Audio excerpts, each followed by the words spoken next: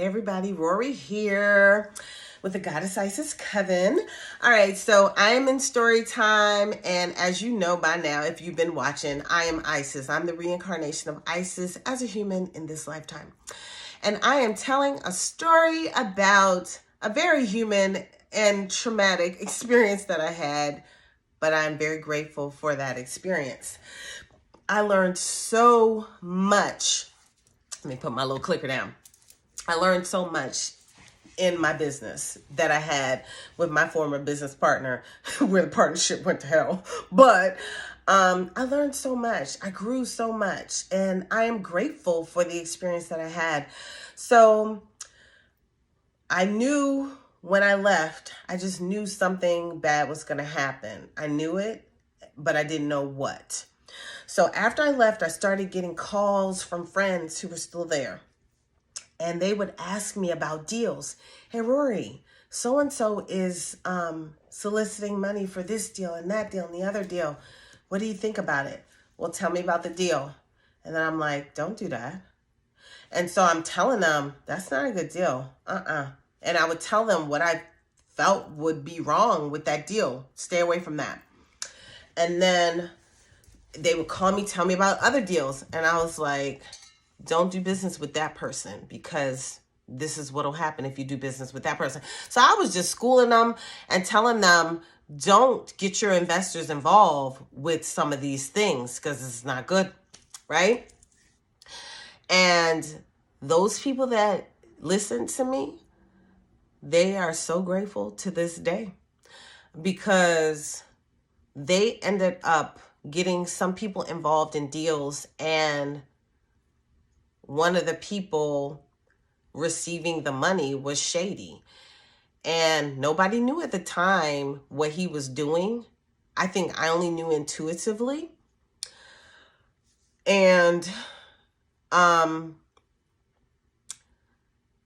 he ended up soliciting money from people all over the place for deals. And I don't even know if the deals ever existed, or if they did exist, maybe he over encumbered the land, and so then the deal couldn't happen. I don't know. I can't really say exactly what happened. I was not there. I was not a part of the deals, and I only gave intuitive guidance to those who asked, who came to me and asked, do you think I should do this? And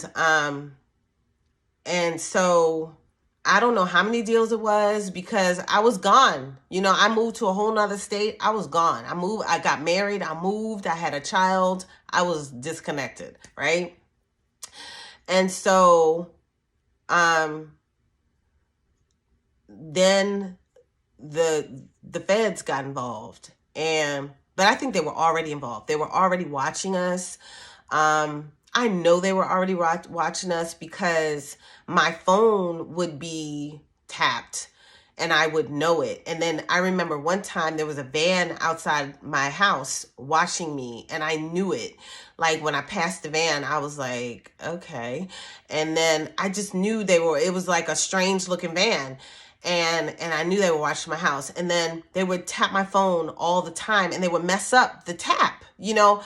So I would pick up the phone and it would say line in use. And I'm like, I own this house. I live in this house by myself. How to line in use? You know what I mean? And I would go to the other phones, because you know how you would have those cordless phones and you'd have 3 units. And if one of them is off the hook, it may look like the line is in use, but I'm the only one in the house. Ain't no lines off the hook, you know, but it would say parallel line in use. And it was because they were tapping the phone. So I would pick up the phone and I couldn't dial out. And I'm like, good grief. And I remember one time I picked up the phone and it said parallel line in use, and I couldn't dial out. But I had a cell phone, so whatever, right? And then, but back then, cell phones aren't like how they are now, where it's like unlimited and all that stuff. You know, back then, cell phones, like during the daytime, it was a certain rate, and in the evening time, it was a different rate, right?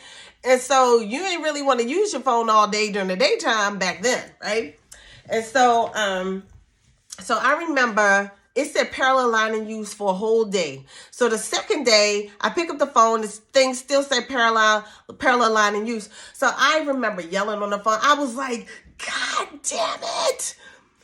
I know you all are listening to my phone, but can't you just do it right and hang up the damn line so I can use my phone or something like that, right? So I'm yelling loud as heck in the phone so that whoever is listening could clear the line, right? And I hung up the phone, picked it up, and I was able to use the phone. I was like, so now I knew what to do whenever it said parallel line in use and I couldn't use my phone. All I had to do was say, hi, I know you're tapping me, but can you just hang up the line so I can make a call, please? Thank you. So anyway, all that said, I knew we were being watched. We knew we were being watched because I remember one time my former business partner went to court for something, and one of our attorneys that we had on retainer, he called us in for a meeting, and he said, hey, I just wanted you all to know that when I was in court today, no, my partner didn't go to court. Our attorney was in court for something.